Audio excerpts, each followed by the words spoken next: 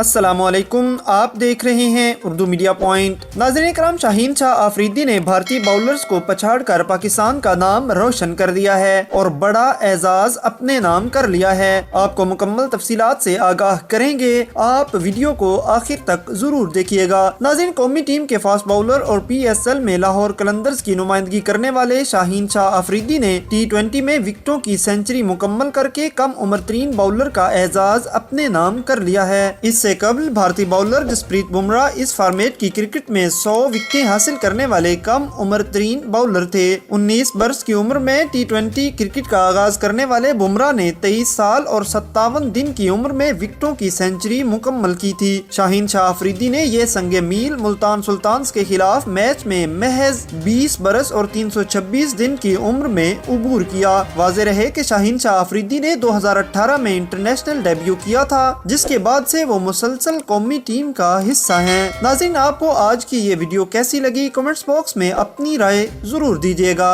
अल्लाह निगहबान।